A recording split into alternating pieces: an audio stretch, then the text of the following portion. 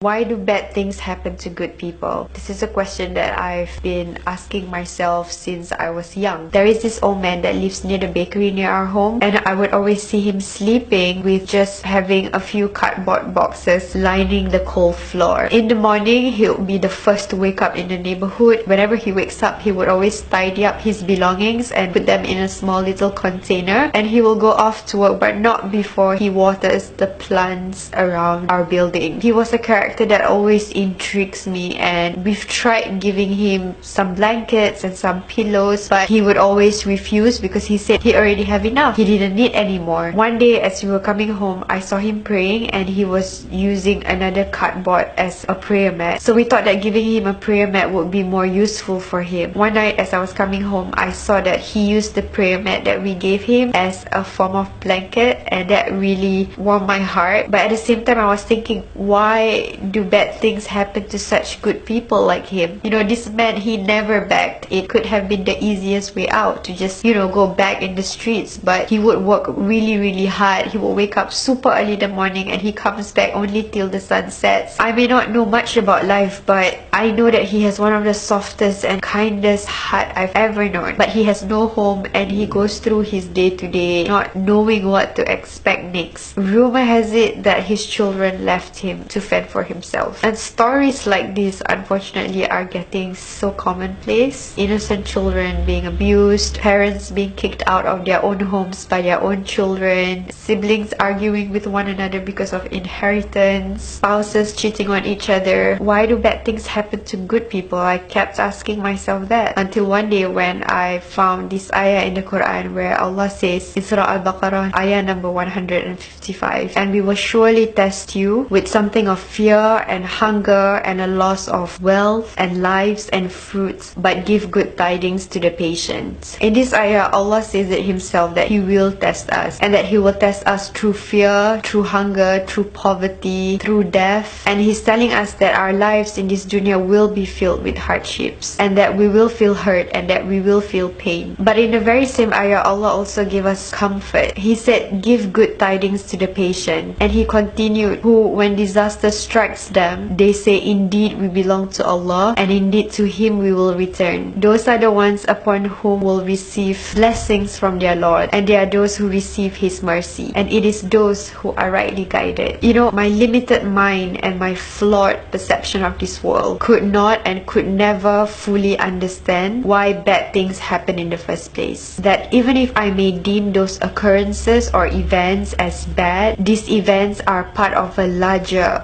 bigger, grander scheme of things that my limited human brain will never be able to comprehend and see in its totality. But I know that everything that Allah does, it's never random nor a coincidence, because with Allah everything has a purpose. So as I pondered upon that ayah in the Quran, I realized that instead of feeling sorry for the old man who resides temporarily in cardboard boxes, I should actually be in awe of his patience and be envious that inshallah his permanent residence in the hereafter will be Jannatul Firdaus, because that's where all the good people go. And I'm now convinced that nothing bad happens to good people, because whatever difficulty or hardship that has happened to them, that they may have gone through, those bad moments made them closer to Allah. And that's the best thing that can happen, because when one is closest to Allah and has Allah on their side, then truly they have everything. My father always taught me to never ever look down on others, because someone might appear poor or impoverished, but his or her soul could be richer than ours. And even though dirt might smear their faces now, their faces could be glowing, full of nur on the day of judgment. So the next time I see or hear stories of bad things happening to good people, I hope to remember that truly it is only Allah who knows the bigger picture, and that He has a plan for all of us, and that He definitely takes care of good people. So if you know a good person that is going through a bad time right now, please share this video to him or her and tell him that Allah always takes care of good people. So that wraps up my reflection for today. I hope to see you guys in my next video, inshallah. Bye bye.